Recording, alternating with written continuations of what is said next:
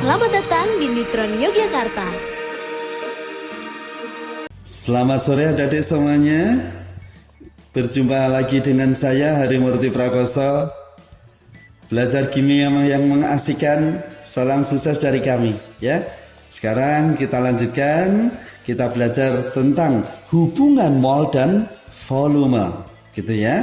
Ya, yang pertama adalah yaitu yang berkaitan dengan gas ideal. Gas ideal waktu SMP sudah pernah diberikan. Ya, sudah dapat rumusnya. Yaitu kalau ada gas ideal, maka rumusnya ya yang berkaitan dengan mol maka bisa diperoleh dari nih, PV sama dengan R N T. Boleh ya? Oke. Atau NRT ya boleh, silahkan. Enggak apa-apa. Nah, di sini yang harus adik tahu yaitu apa? Satuannya di sini yaitu P apa? Oh, P-nya harus dalam bentuk ATM. V-nya bagaimana? Liter. N-nya apa? N-nya adalah mol. Harus tahu ya. Loh, R-nya berapa?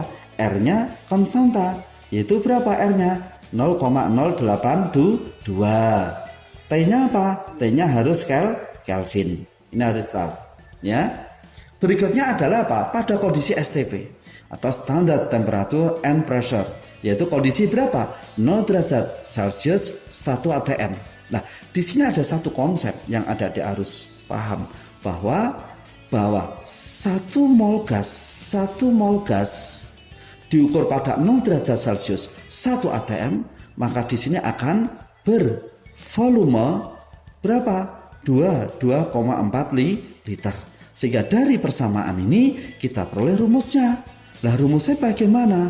Bahwa mol sama dengan jumlah volume dibagi dengan 22,4. Yuk, dapat satu rumus. Yang berikutnya, yang ketiga, yaitu kondisi RTP, room temperature and pressure. Dikondisikan 25 derajat Celcius 1 atm. Ya, ini. Nah, berarti nanti rumusnya bagaimana? Sama. Ya, sama nanti. Artinya apa? Oh, berarti kalau 25 derajat Celcius berarti bisa enggak? Nanti kita bisa menggunakan rumusan PV sama dan nRT? Bisa. Boleh, enggak apa-apa. Intinya apa? Bahwa di sini nanti akan berlaku bahwa 1 mol gas ya, kalau diukur pada kondisi 25 derajat Celcius 1 atm, maka di sini akan bervolume sama dengan 24 liter gitu. Ya, berikutnya yaitu pada suhu dan tekanan yang sama. Pada suhu dan tekanan yang sama, zat yang bervolume sama, maka mempunyai jumlah molekul sama, mempunyai jumlah mol yang sama, maka dari sini akan kita peroleh. Ya, coba kembali lagi ke rumusan dasar ini. Jika nanti pada suhu dan tekanan yang sama, suhunya sama, tekanannya sama, R konstanta saya hilangkan, berarti rumusannya tinggal V sama siapa?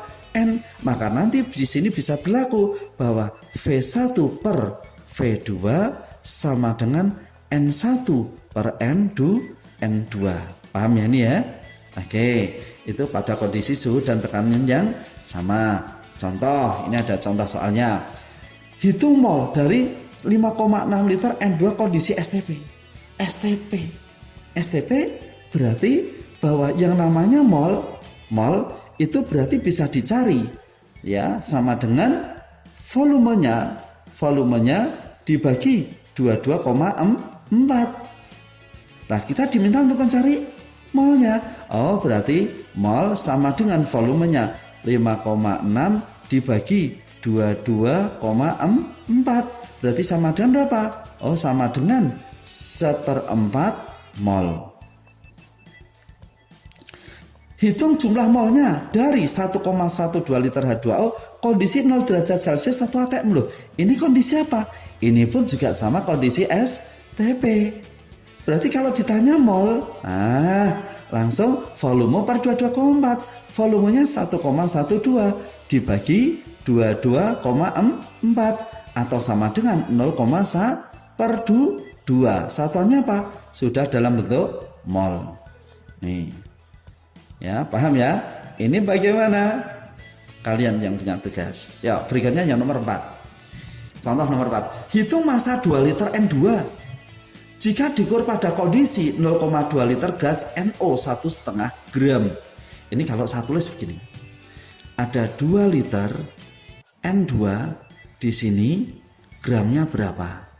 Ada lagi 0,2 liter NO 1,5 gram. Nih. Artinya apa? Ya kita rubah jadi mol dulu. Berarti gram dibagi mR-nya, yaitu 28. N2 satuannya N14. Kalau N2 berarti 28. Yang ini berarti 1,5 per 30. Sehingga apa? Berdasarkan persamaan tadi, ya, maka V1 per V2 berarti 2 dibagi 0,2 sama dengan seret. 2 dibagi 0,2 berarti di sini gram per 28. Ini per 1,5 per 30. Ya. Nah, ini berarti ini hasilnya berapa ini? 10 dikali 1,5 per 30 dikali berapa? 28. Oh, berarti gramnya ketemu. Betul. Komanya habis enggak? Habis. 15 per 30 setengah. Setengah kali 28. Oh, artinya berarti gramnya sama dengan 14. Paham ya adik-adik? Oke, yuk satu lagi buat adik-adik semuanya, yaitu hubungan mol dengan molaritas. Yo, yang ini satu lagi, hubungan mol dengan molaritas. Nih. Yang namanya molaritas itu bisa dicari dari mol per liter, juga bisa dicari dari milimol per mililiter. Kalau mau dikembangkan lagi bisa gram dibagi dengan mR dikali 1000 per mililiter. Nah, sekarang ada contoh begini. Sebanyak 4,9 gram kristal H2SO4 mR98 dilarutkan dalam air hingga terbentuk 500 ml larutan. Hitung molaritasnya asam sulfat. Oke, berarti kita jawab aja langsung, ya enggak? Oke, molaritasnya sama dengan, berarti bisa menggunakan ini, gram per mR 1000 per mililiter. Gramnya berapa? 4,9 per 98 mR-nya kali 1000. Volumenya berapa? 500. Berarti yang ini hasilnya 0,1 per 2 dikali berapa? 2. Hasilnya berapa? 0,1. Jangan lupa di sini ada embel-embelnya molar.